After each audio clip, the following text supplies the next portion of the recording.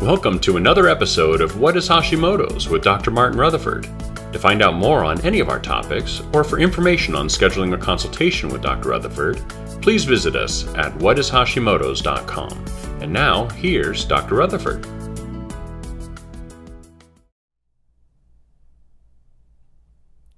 Okay, so we're going to talk about Hashimoto's and vaginal dryness, and this is kind of part of a slightly bigger picture of Hashimoto's and just female hormonal imbalances in general. It just hit me a couple of days ago that almost everybody in the last 2 or 3 weeks, almost every female in the last 2 or 3 weeks who has come in here for care has had alternating menstrual periods, heavy bleeding, low bleeding, hot flashes, consistently vaginal dryness, and most of them are taking some sort of hormone replacement therapy for that, of course. So, and they're not particularly people who are in menopause. These are Hashimoto's patients. So Hashimoto's is just crazy as if you've been following along the series. It's insane, all the things that it affects. And it's because Hashimoto's has a receptor site. Your thyroid has a receptor site to receive your thyroid hormone and then get hooked into the cell and have it make energy in every one of the trillions of cells in your body. So, and it has a direct relationship to your female hormones. If a person comes in here with a female hormonal problem, first thing we're going to look at is all of the physiology that would be abnormal that would cause you to have a female hormone problem. If it's not a pathology, in other words, if you've gone to the doctor and you don't have like a tumor or something like that, or you don't have endometriosis, or you don't have ovarian cysts or something along those lines, or even if you do have like ovarian cysts, but if it's not a pathology, a cancer or something like that, there's an abnormal imbalance in your system. It's going to be adrenals or stress, or things that are stressing out your adrenals. It's going to be blood sugar. It's going to be poor liver clearance of your hormones, your estrogens and your progesterones and all that type of stuff. Poor essential fatty acids and poor blood sugar. All these things interfere with the feedback loop, the production of the ability of your hormones to hook into the receptor sites. They all just affect hormone physiology.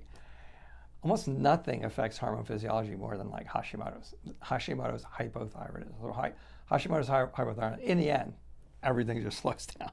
Okay, when you have the Hashimoto's hypothyroidism, and you're tired and you're slow and everything's just like dragging, and occasionally you get irritable, or you get anxiety, or heart palpitations for no reason at all, or insomnia or tremors or something like that. But most of you are in hypothyroid, with a small exception, which I'm not going to get into. So, but it slows everything down. It slows down your hormones. When they're made, they need to be made, they need to be used, they need to be cleared, they need to get out into the toilet, and then that whole mechanism it creates a certain balance in you, and then that whole mechanism tells your brain, okay, all that hormone's cleared out, it's going down, we need more hormone. Hey brain, tell my ovaries and my adrenal glands that I need more estrogen. Well, that doesn't happen in Hashimoto's for a ton of reasons. Like Hashimoto's hypothyroidism is going to slow down your bowels.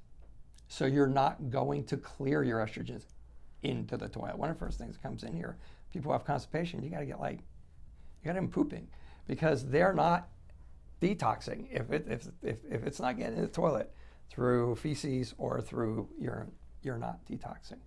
So, and you're not detoxing these excess estrogens, so they stay in your body, and an excess estrogen is just as bad as when it's not enough.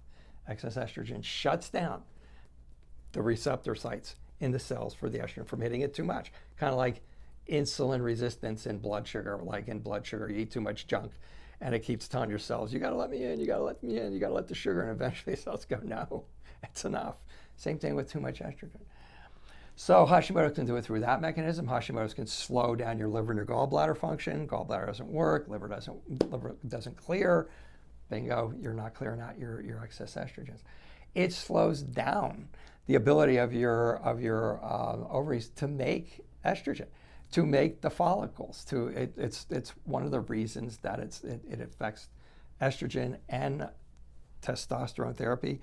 It's one of the reasons that it causes women to not be able to have babies. So it can cause just about anything upstream because it slows every one of those things down.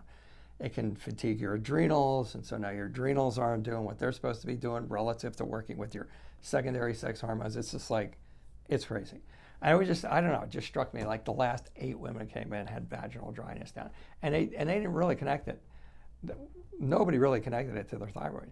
So if you clear all that stuff out, if you clear out the liver and the gallbladder and the gut and then the adrenal glands, and you stabilize the blood sugar and you get the right essential fat, and it's still not working, you need to do something about that person's thyroid, because the thyroid may still be in hypothyroid, and then if you do all that and it's not working, now you need some direct support for the female hormonal reproductive process if you're under the age of 50, or even if you're over the age of 50, a little different for each one.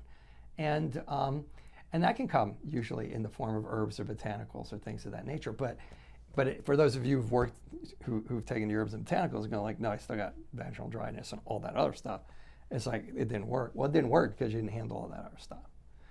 So again, Hashimoto's is like, it's insane. It is this multifactorial thing. It's got like, there's like 59 different things, literally, that when a Hashimoto's patient walks in the door, you have to like evaluate to tell, where are they? Where are they on this spectrum? Where do you start with that person? And then there's like 39 different triggers for it. And I'm not, those are exact figures, okay? And then when you start to figure out all the things that it affects, the person who comes in here and goes like, I got all this stuff and nobody knows what's wrong with me, and they name symptoms for like 9 different organ systems. It's like, we're looking for Hashimoto's, because how many things can affect all that and drive all 9 of your doctors crazy. So the vaginal dryness is just kind of a part of all of that. In the short, Hashimoto's alters all the things that are going to allow you to create proper female hormone balances, whether you're menstruating, whether you're premenopausal, perimenopausal, postmenopausal, it doesn't matter. You have to have certain things happening above hand. If everything's going cool, you should just go through menopause. You should go like, whoa, what happened? I went through menopause. Not, oh my God, I'm sweating and I have the hot flashes, I want to kill my husband, all that type of stuff. So it's thyroid. It affects everything. It really profoundly affects female hormones. And the vaginal dryness is part of that whole deal. So I hope that's good information for you, because it seems like there's a lot of the people who are coming in with that really didn't know it and never made the connection.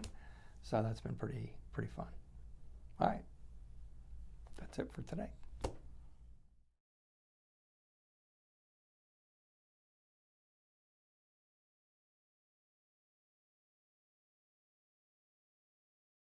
Thank you for joining us for another episode of What is Hashimoto's? To find out more on any of our topics, or for information on scheduling a consultation with Dr. Rutherford, please visit us at whatishashimotos.com.